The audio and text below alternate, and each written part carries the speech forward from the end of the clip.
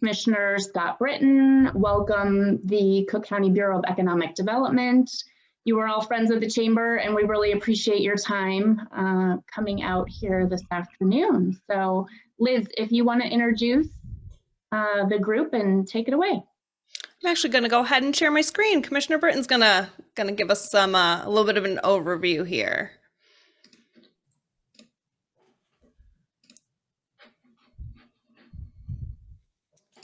All right, and we can start by kind of talking about the purpose of this afternoon's presentation, and that's to really listen to the chamber members who are involved in the business activities of the 14th district, and to try to figure out a way that we can be as helpful as possible. There's really no set rules for where we are in a global pandemic, nor for what's going to happen next with a lot of the resources that are now going to be available through the Bureau of Economic Development and the additional rules and options that are being presented by the federal government. So what we're going to do, though, is the Bureau of Economic Development in the county is going to talk about a little bit of the history of what has happened, what we expect to happen in the future. We'll have a CARES Act spending overview, and then really the point of this discussion is really going to be the American Rescue Plan, which is just passed by Congress and signed by the president recently, and the options that we have in Cook County for the resources that are being presented to us. And you can go to the next slide, Liz. That is, so I'm going to let the Bureau of Economic Development lead us off with what's been going on in the county. Good afternoon, good morning, everybody. I'm Irene Scher, Deputy Bureau Chief with Cook County Bureau of Economic Development, and just give me a minute. And Liz, can you give me permission to share my screen? Absolutely.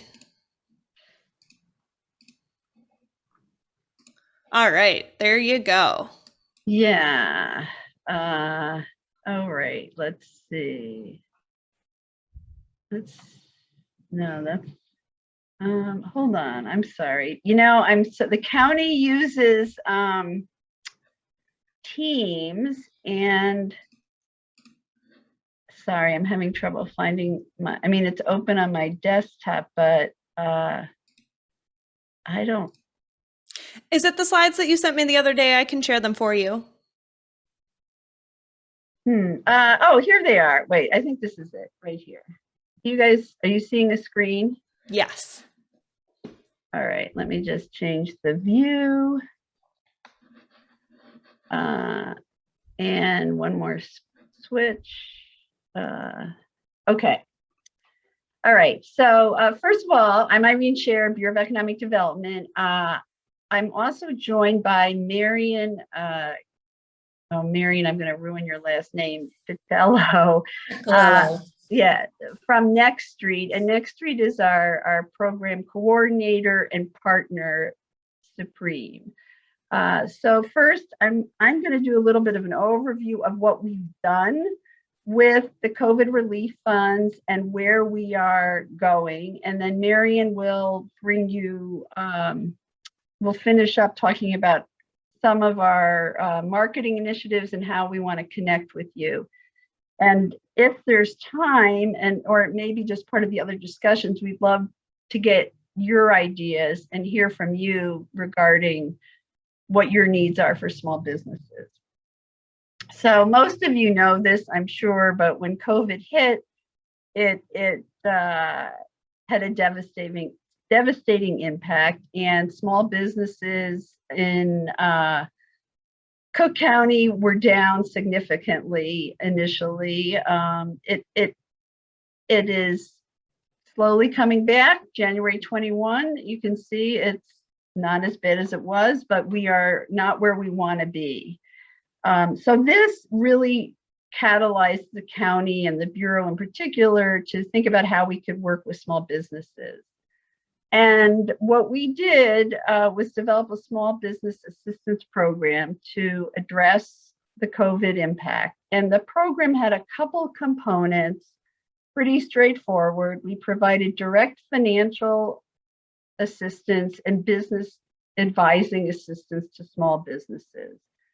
We knew at this point PPP had been out and is out again, but you know, a lot of businesses couldn't and still can't take on more debt. So we developed a very simple, straightforward small business grant. It was a flat amount of $10,000. It was for businesses that had less than 20 employees. Obviously located in suburban Cook. It was not a program that businesses in the city of Chicago could apply to. And as part of receiving the grants, we also coupled it with technical assistance or business advising services. And we felt that was an important addition to make sure that the grant funds were leveraged and that businesses were getting the guidance they needed to pivot towards the realities of life under COVID. And then we've also had ongoing webinars at different points on relevant topics. Last week, we had a really great webinar on kind of financial wellness and business basics that help businesses understand what they need to apply to any of the federal programs. You know, just what do you need in an income statement, balance sheet, what are good softwares, how do you start? And of course, we have providers that are available to help businesses with this. And the way we administered this program was, one, we partnered with Next Street, which is a national consulting organization with a special expertise related to small businesses. But we also built up a network of organizations, business service organizations, as we call them in the program, around the county. Some of them are anchored in the city, but there was also a network in the suburbs. And through this program, we assisted almost 1,700 small businesses and used approximately $19.1 million of Cook County COVID relief funds. There was probably an additional million, a little more than $1 million of philanthropic funding that we were able to get to support the program in partnership with the Chicago Community Trust. And we were particularly excited that through our network, we were able to assist the program benefited 60% of the program beneficiaries were businesses owned by people of color, and approximately half were owned by women. And these percentages are significantly higher than some of the other programs around the state and the region that did similar things. So we are really pleased we were able to get the resources to communities that were hardest hit and businesses that needed the most assistance. That said, there were grant recipients in just about every municipality that has businesses in suburban Cook. So this speaks to that. And this slide highlights just our partners in the network. And if the print or the text is in orange, that means they were one of our lead business service organizations, and we call them the Big Eight. And these are organizations that had a greater role in this whole program. So that meant they helped design the program. They also helped evaluate grant applications, and they provide the direct technical assistance. And we have, I will put in the chat later, but we have a central portal, and Marion will speak to this too, where businesses can go and sign up for the technical assistance. It continues to be open, and we have technical assistance related to the current PPP application, and we have partners that are working with businesses for restaurants or the shuttered venue program. It's a central portal, which has really been helpful because it allows us to track all of the participants, and we then assign a business to one of these organizations that either is a good fit geographically or in terms of expertise is a good fit for what that business needs. And at the same time that we were running these programs, the county also used it as an opportunity to look at the small business ecosystem in suburban Cook, well, in Cook County as a whole. And one of the things we saw, one is there is a robust ecosystem, and the ecosystem is these small business partners, it's financial institutions, it's government, it's big. And at a time like this, more than any other time, it's really important to coordinate the resources that are out there so that they are used most efficiently and really can leverage the resources and investments that everybody is making. So one of the findings that we found, and this was a result of research that Next Street did and many interviews, focus groups, interviews with small businesses. There were 4 or 5 focus groups with the businesses that participated or applied to the various programs. So one of the findings was just this: businesses don't need support navigating the plethora of resources that are out there. And so we hope to continue to strengthen this ecosystem and play a role in serving as a concierge in that way. And another finding we had was that suburban Cook is underserved, that there are more organizations in the center of the city. Many of them provide services, don't limit their services to the city of Chicago, but they don't have the same network and connections to the suburban communities. And so this program gave them an opportunity, because with funding from Cook County, to be honest, they could only spend their time serving businesses located in suburban Cook.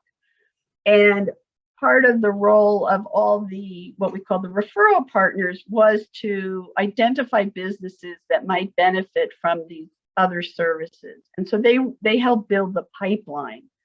But we do know that there are geographies, communities, sectors that just don't, it's just, this is true across the whole social service business provider network, that the network in the suburbs is thinner, sparser, and more fragmented. So one of the things we want to do in the coming year is strengthen that. And that is what we're hoping to work on in the future. Oops, did I lose? And then for 2021, we are going to continue to support these small business service organizations. There's still a huge demand. We know there's a lot of businesses out there wanting to reposition than we thought that most small businesses wanted to. We are also expanding our network to increase support partners. We will be having a kind of a process probably in June or so, inviting chambers of commerce or small business organizations who would like to be part of this network to submit essentially a statement of interest and qualifications.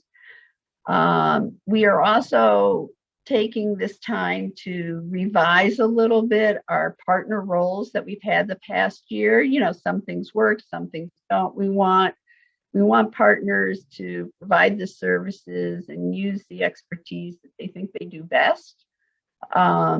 We are also working to develop a little bit of a diagnostic tool that will help us match businesses to the best service provider and make that process a little more efficient.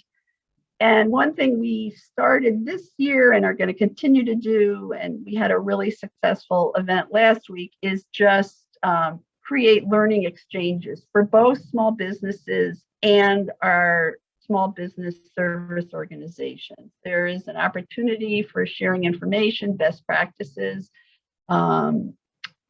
Small business organizations can share their techniques for connecting with businesses.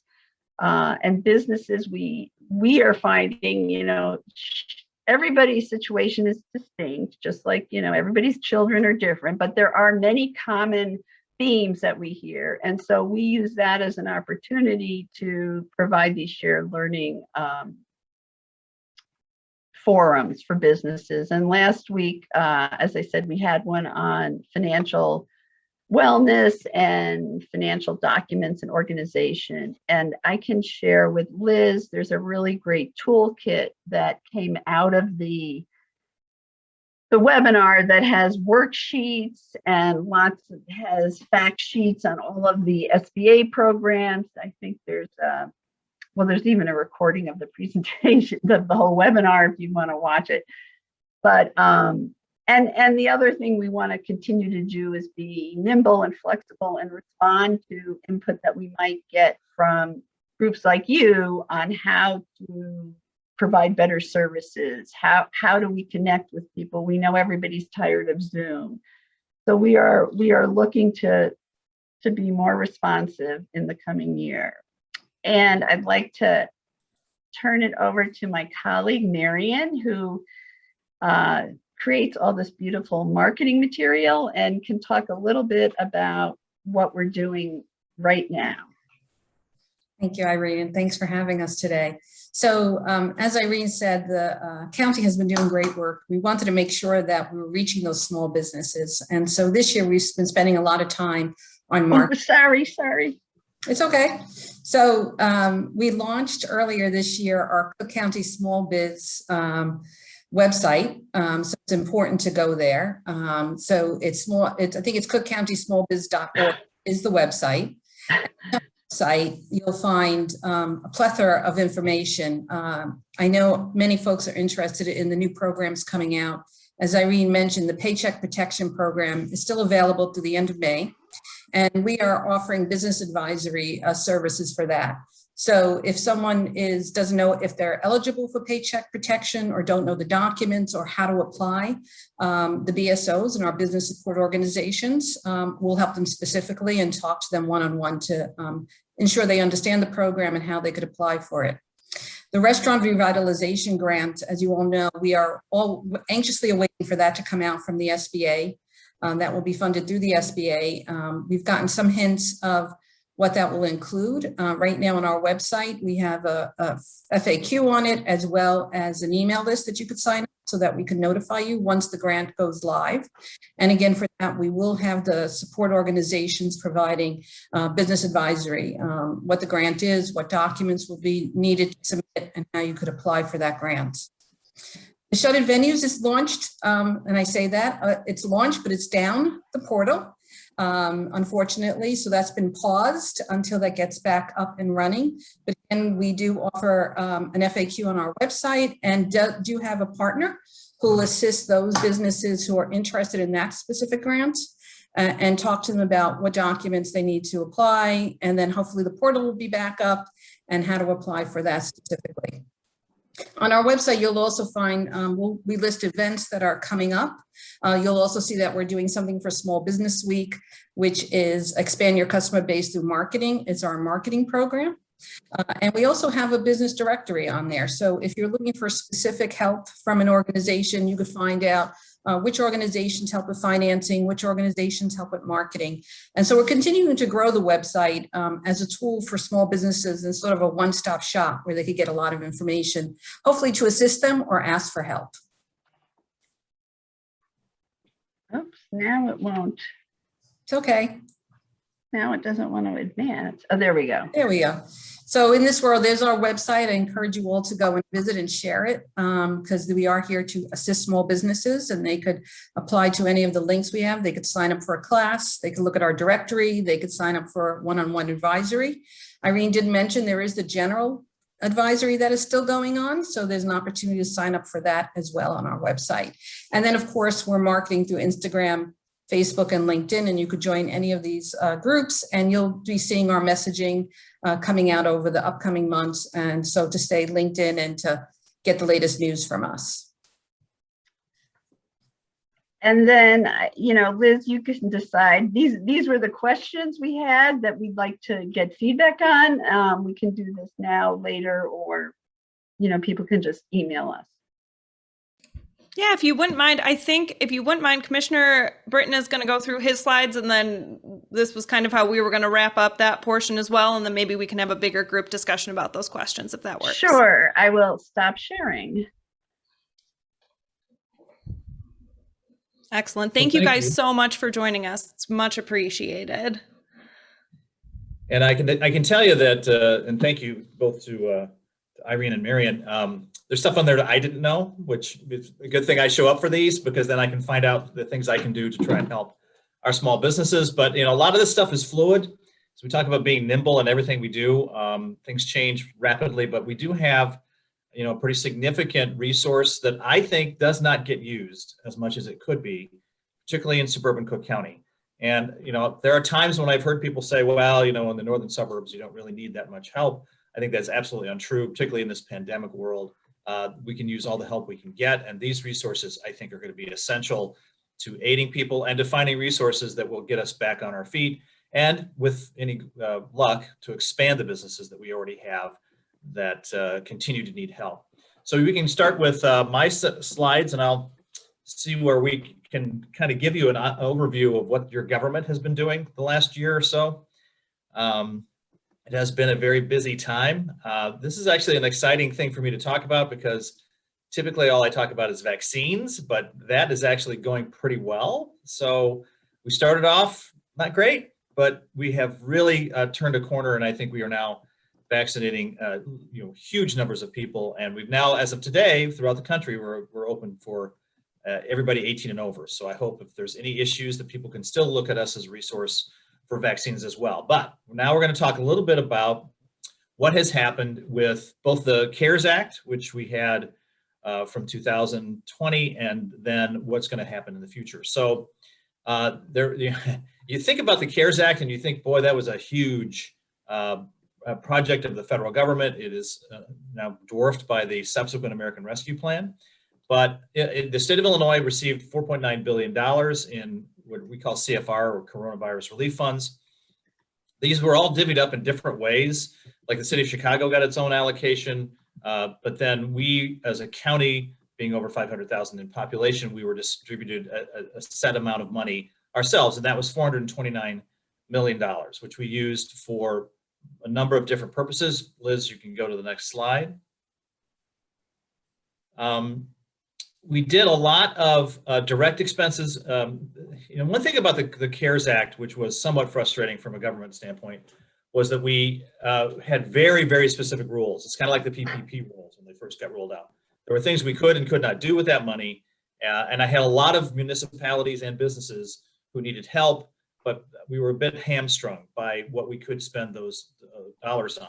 As you can see, the suburban municipalities that I represent, almost 20 groups here in the 14th district, really had to be related directly to COVID-19 expenses. It could not include loss of revenue.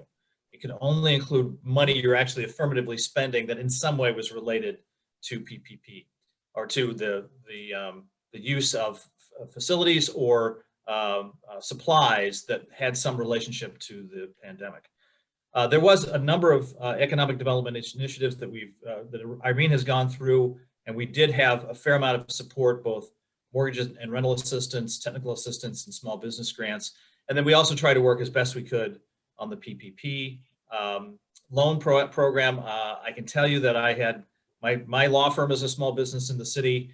We took advantage of it. It was the most difficult thing I think I've ever done in the business part of my job. And maybe it was because I dealt with a very large lender.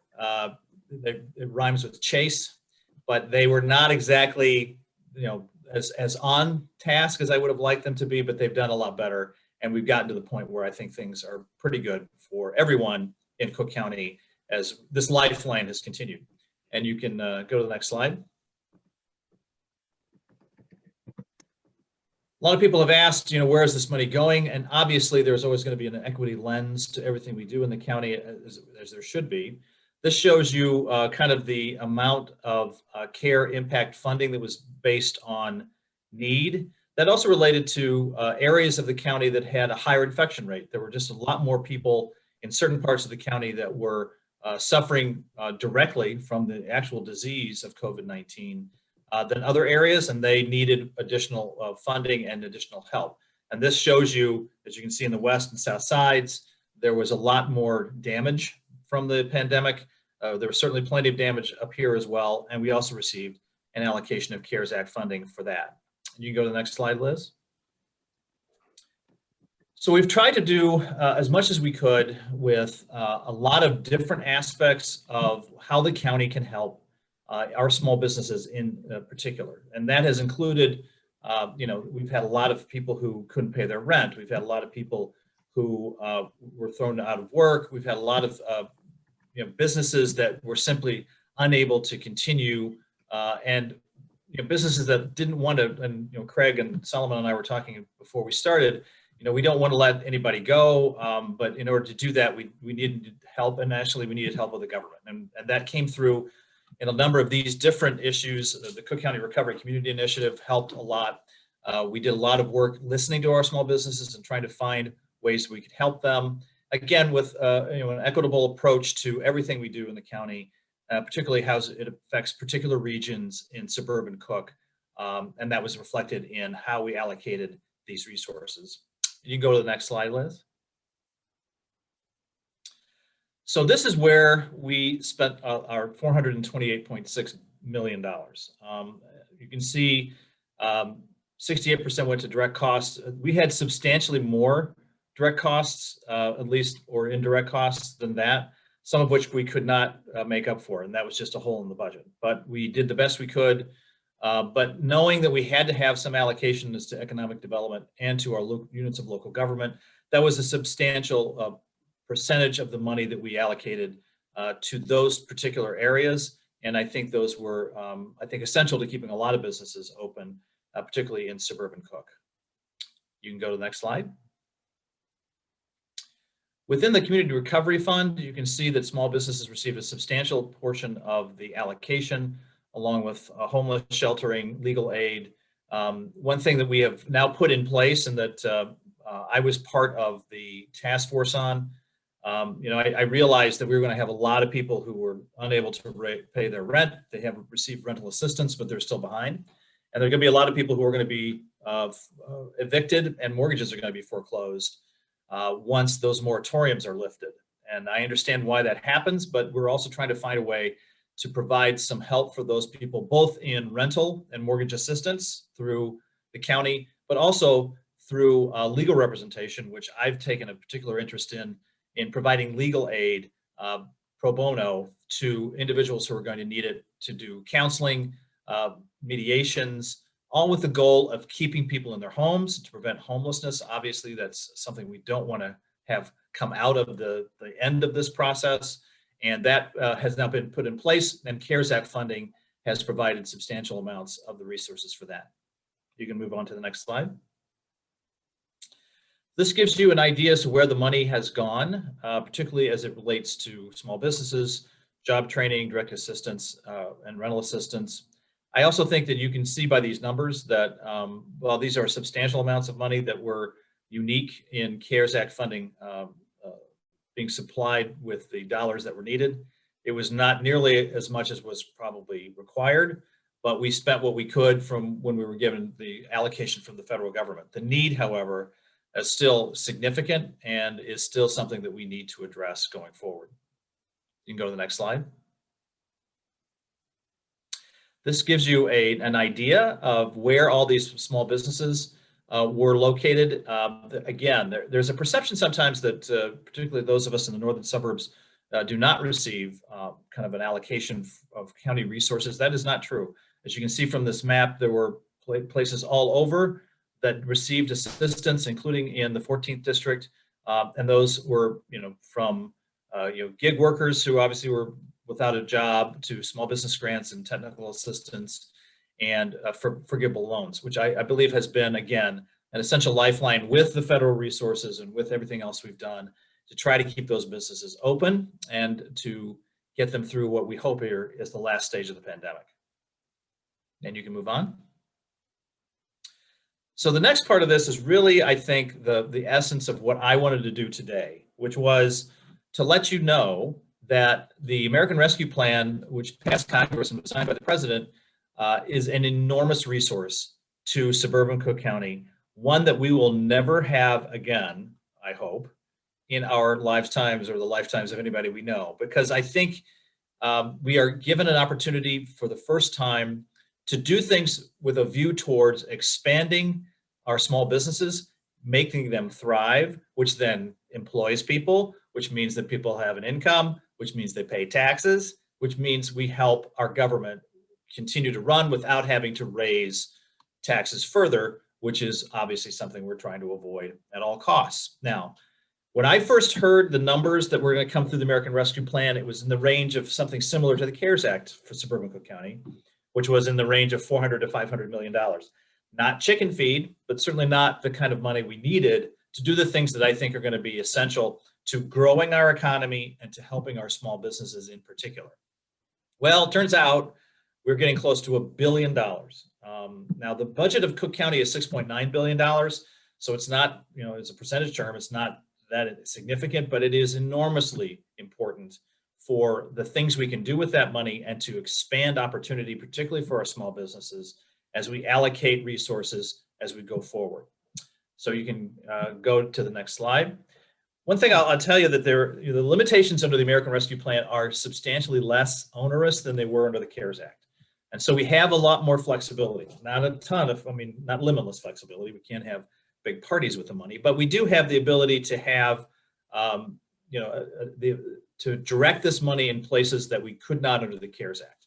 So one thing I wanted to do today, particularly, and as we go forward, as people listen to this and can react to it, I think we can talk about ways in which we can expand opportunities to help our businesses. And I'll start off with Gina Speckman from the North Shore Convention Bureau had a question in the chat, and Irene might be able to help me with this. Our hospitality industry, in addition to restaurants, but our hotels have been devastated by basically no one traveling. And I would look to ways that we can help, in addition to assisting with the PPP loans and everything else, but going forward in ways that we can help with additional resources for our hospitality industry. Irene, can you address what we've done and what we can do for going forward? And you're muted, Irene. Gina raised a really good point, and this is a great meeting. First of all, thank you for doing this. We really welcome the opportunity to be. So Gina's what's running through my mind is thinking about, with the American Rescue funds, is there a way we could provide either some direct support to each of the CVBs, or if there's a coordinating entity to them for targeted, so each of the convention bureaus could do their own marketing the way they want. I think one of the things we've tried to do with the CRF funds, and we'll also want to do with this, is kind of, when possible, build on existing infrastructure, existing organizations, existing partners. It's hard enough to be honest, to lift up these programs in the short period of time that there is. So working with organizations like existing convention tourism bureaus, who that's what they do all the time, and giving them resources to just do more of what they do is one approach we have taken. We also want to make sure the funds are used in a way that they have real impact and kind of long-standing value. But anyway, I'm so glad you raised this. It's like the perfect time.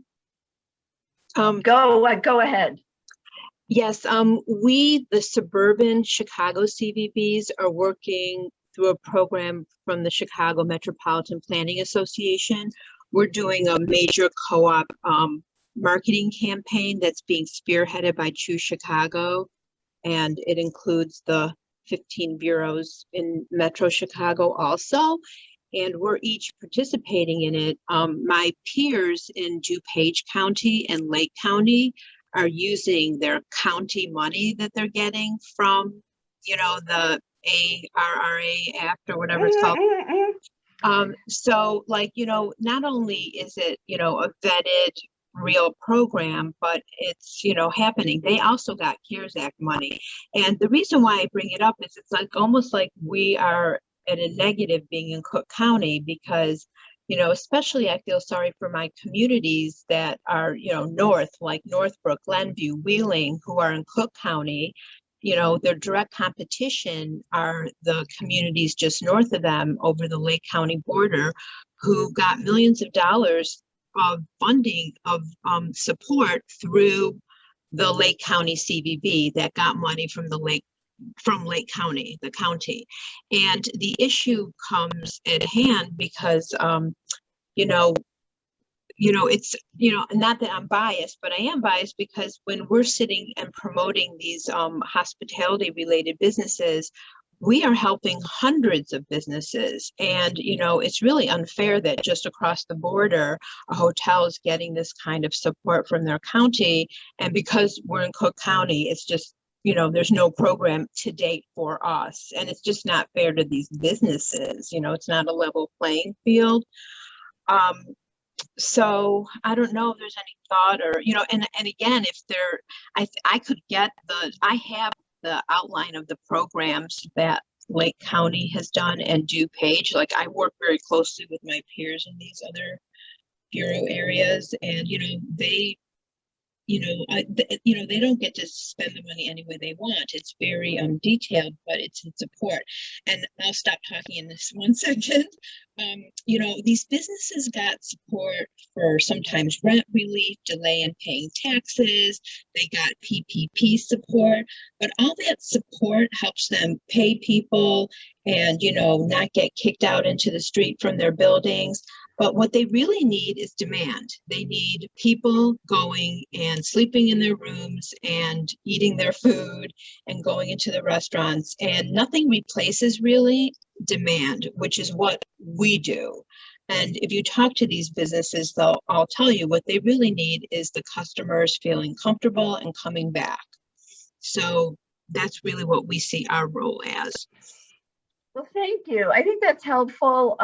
We are part of the recovery task force that CMAP has launched. We've not been on the tourism committee. We're on the workforce and economic development committees. But I just think there's a lot of opportunities for us. These funds, as Commissioner Britton said, are more flexible. Cook County, every county approached the use of their CRF funds differently and within the parameters. And Cook County did not want to end up in the position of paying any money back. So I don't know what these other counties did, but for example, you cannot use CRF money to pay for any taxes. And there were everything had to have a very clear tie to COVID. Now, obviously the hospitality industry is the hardest hit industry. So we know that, and we did through the Chicago Cook Workforce Partnership provide additional support there. But going forward with the American Rescue Plan, I think either if there is a standard regional program that CMAP is developing, I think that presents an opportunity and Cook could support or contribute to that for suburban Cook, or we could work with the suburban appropriate organizations, and would love to see what others have done. We definitely work closely with Choose DuPage and Lake County Partners, so would love to hear more about it. I mean, you made lots of good points. I don't disagree, so I'm glad you're raising it. Thank you. And I think from my perspective, Gina, as you know, I was always one of your biggest supporters when I was on the Glenview Village Board, and I believe that expanding this type of opportunity for our hospitality people, not just to stay static, but to expand the ability to get people in those rooms is absolutely essential for a lot of different reasons, including for the use that it then gives to our additional businesses. So, I was at Glenbrook South High School at a vaccine event just happened to run into the chief financial officer of the county. And I told him, what we have to do is we have this one-time influx of funds. It has to be done in a way that generates business and generates income, because that's going to get us in a better financial situation. It helps the businesses and it helps the government. That's why we can't just use this money as one-time funds that we use for whatever purpose. There has to be a direction. And I think the hospitality industry is one, restaurants, other businesses. There are options here that we can have, uniquely for the situation that we're in, that I think can cause a lot of improvements in the economic climate in suburban Cook County and all of our local businesses who thrive on that. So that's what my goal would be. Thank you. There was a question as to, and Irene, I think I know this, but under the limitations under the American Rescue Plan, are they further expanded into 501c3s and 501c6s? So how the funds get distributed, a lot of it depends on the types of programs. My sense is the county will be getting close to $1 billion, and it will be used for a variety of purposes. And I don't think 501c3s or 501c6s would be ineligible to provide, business advising services or the kind of marketing, promotional type activities that you're doing. The other thing, I just want to follow up on this idea of creating demand. And I really was thinking kind of small business here, but the other thing we have going on, for example, on April 27th is we're launching a 3-day series on doing business with NASA, the National Aeronautical Space Agency. The first day will include presentations by NASA and 2 of its space centers, as well as presentations and a panel discussion with about 6 OEMs like Northrop Grumman, really big companies. There'll be a session for businesses on how to get ready to bid on one of those contracts. What certifications do you need? And then finally, there'll be a session where there's actual matchmaking. We've done this before, mostly with manufacturers, but you get kind of speed dating for manufacturers. You get 10 minutes and you rotate. And not only do you meet with the OEMs, but you can meet with any of the other businesses. So finding opportunities for growth are critical. And we also recently completed, and actually Commissioner Britton, we have not yet had a chance to brief the commissioners, but we did work with IMEC, the Illinois Manufacturing Excellence Center, and we surveyed 1,000. We reached out to 5,000. We surveyed 1,000 manufacturers about what their urgent needs were. So based on those findings, we are going to develop kind of a manufacturing agenda. But growth opportunities are the number one issue, particularly for small manufacturers, which represent 70% small manufacturers. So that's kind of a separate discussion, but we are working on that as well. And at this point, it's my understanding we have not actually received the first tranche of money. Is that right? That is correct. We haven't received the money, and we haven't really the Treasury, I believe, will be issuing guidelines like they did for the CRF funds. And so it also becomes a little bit of a work in progress because, one set of guidelines will come out, then a bunch of counties or cities or states will raise questions, they clarify it, and it's a bit of an iterative process. But I am sure you will be hearing more, and I think we will be continuing to be brainstorming and ideating around opportunities and really welcome any ideas you have. And actually, there are going to be 2 tranches, right? One this year, one next year. Is that how it works? Right, and the funds actually are for 3 years, so which is eternity to compare to what the CRF funds were, which initially, we got them in like July and they had to be spent by December. At the last minute, there was an extension, so we've been able to extend some of the programs with funds from other programs that, didn't expend all their funding. And I think that Irene raises another good point. And really what is the purpose of this presentation is not really just to talk about, what we're going to do, but what direction we can get from all of our businesses. Again, we're in completely uncharted territory. We have a pile, I would call it a pile of money. We have a large amount of money that we can use for a lot of different purposes. But I don't want to do this and then realize that we could have really made a significant difference in the economics of our county without having a clear plan going forward. I think that plan is going to be part of the input we get from our businesses, and particularly from our small businesses who are so important, particularly in my district and throughout suburban Cook. I also want to welcome, I have some of my Palatine friends are here as well. Hi, Steve. I just wanted to know that, this is something we're trying to do for all of my district and for all of suburban Cook. But obviously, I'm trying to make sure that we listen to what our options are. This is really going to be up to us collectively as to how we're going to put this all together. There is no roadmap. There is no current plan, at least not one that I've been shared with. Maybe Irene knows what it is, but I don't. Really, we have the ability to make this what we want it to be. And if you feel like there are ways that you think we can use this money, we will do it. Now, we can't pay for pension debt and we can't lower taxes. We can't do either one of those things. And by the way, I don't have the power to lower your taxes anyway. So while I send you your tax bill, I don't tax you very much, relatively.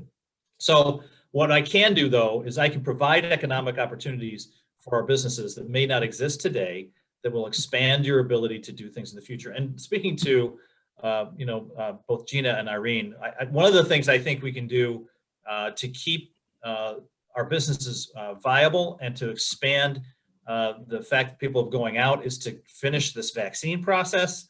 It has gone very, very well after a rocky start, but I do think we are on a path to have everyone vaccinated who wants to be by the end of the summer. I think that is also going to be an enormously significant thing for our small businesses and the function of all of our local entrepreneurs, our 501c3s, and everybody else who works and has a business in Cook County. That is one thing, and I will urge everyone you can talk to get vaccinated. It is safe. It is relative. I won't say it's easy, but it's a lot easier than it was. And there are ways that we can help. Barb Cornu, who's on this call with us today, is kind of my point person. We call her the vaccine czarina of the 14th district. She can help you, navigating the process of getting a shot. Also, we're now about to expand into giving vaccines to people who are homebound. That's my next big plan. I know a lot of people like that who I talk to who really need the help, and we're going to get people there to get them vaccinated in their homes. So I think all of that is going to work. So going forward, everybody knows where I am here on Waukegan. Send me an email, call the office, leave us a message, write us a letter. I always like getting snail mail too. But give me an idea, give me a concept. Irene and Marion and I will get together and we'll figure out a way to direct money in a way that's really going to be so helpful for our local businesses. And again, I run a business of, I have 15 employees. This has been the most challenging time in my 36 years as a lawyer. I know it has been for everybody. So I know what you're going through. I know that there's ways that we can help in Cook County government, and that's going to be my plan going forward.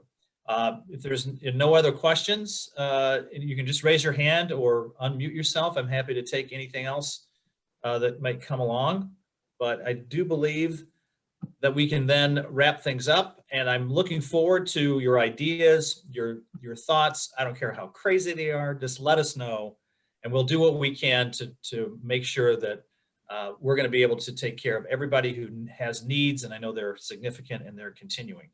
So I would thank everybody, particularly thank Irene and Marion for their help, Megan for putting this together, and all of you who do so much good work for our community here in the 14th District. And if there's nothing else, I think we'll end it there. So thanks so much.